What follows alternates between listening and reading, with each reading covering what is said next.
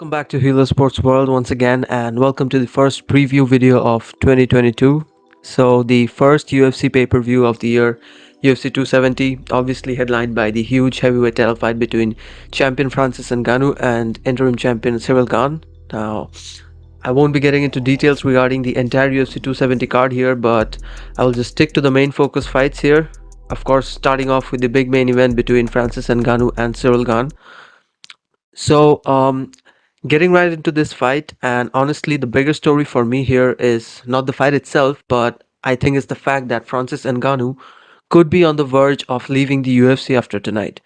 And I think Ngannou leaving the UFC in relation to fighter pay issues would be a big statement in general, but it would also be a huge loss for the UFC to let someone of Ngannou's caliber leave the promotion.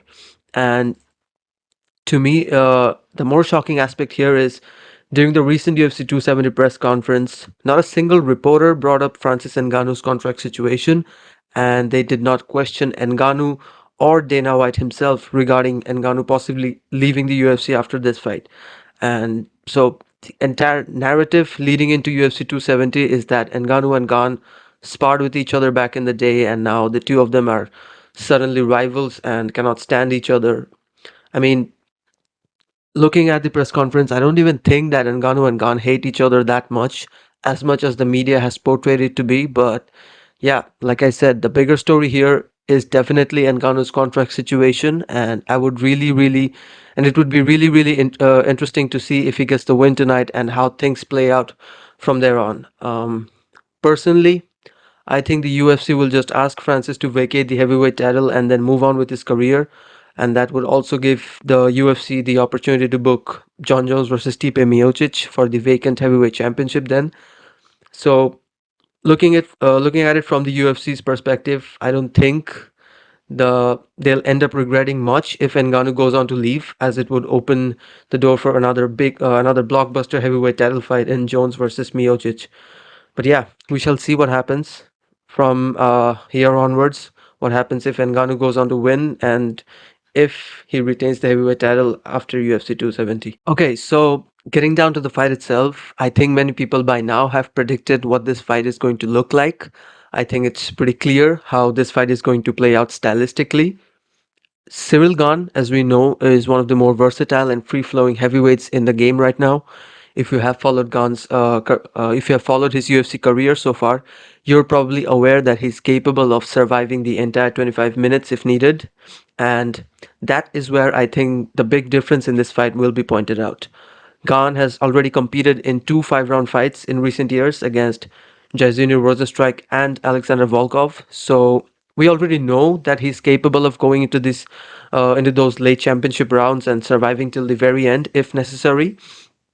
And of course, the same cannot be said for Francis Ngannou. And as we know, the majority of his fights have ended in quick fashion. Four of his fights in the last few years have ended in the first round itself. His fights against Curtis Blades, Cain Velasquez, Junior Dos Santos, and Rosenstrike as well. So once again, it all comes down to this factor of who has had more octagon time in recent years, like it did in Ngannou's last fight against Stipe Miocic, the rematch between the two. But we all saw what happened in that last fight. A patient version of Ngannou is obviously a very dangerous fighter, and of course, the same version knocked out Stipe in the last fight as well. I mean, I'm not taking anything away from Stipe, but I do believe that when it comes down to Ciryl Gane, his durability will be a big factor in this fight, and this is the fight where Gane's durability will actually get tested. Personally, I think that if Gane manages to survive the first two rounds, he will take this fight into deep waters and could get the job done via a TKO or go on to take the decision victory as well. But if you're Francis Ngannou, I'm sure you'll be looking for that one explosive one punch power knockout inside the first or the second round of this fight. It's like Ngannou said it's like Ngannou predicted himself, like he expects an explosive knockout in the second round. So yeah, there you have it. But if this fight goes into the third, fourth, or fifth round, there are high chances that Ngannou's gas tank will be tested here, and then it won't be a factor of patience anymore. Then it will be simply a factor of stamina and durability. And I do believe that Gane is way superior to Ngannou when it comes to those two. So the conclusion of this is that Ngannou doesn't get if Ngannou doesn't get the knockout inside round one or round two, Ciryl Gane is taking this fight to deep waters and getting the job done. I think Gane's fight IQ is going to lead him to take this fight into the latter rounds and get the victory. And just because of that, I think I will stick with a win for Ciryl Gane here. But of course, it's a fight, and like I said, I'm obviously not ruling out an explosive KO win for Ngannou as well. But yeah, we shall see. We shall see what happens if Ngannou wins and goes on to leave the UFC and how everything else unfolds in that story. But nonetheless, I'm definitely looking forward to UFC 270, hoping for a big win for Brandon Moreno in the co-main event as well. Hopefully he shuts up Davison Figueiredo for good. And yeah, that's it for this preview and prediction video. Let me know in the comments if you have any thoughts on it. I'll see you guys in the next one.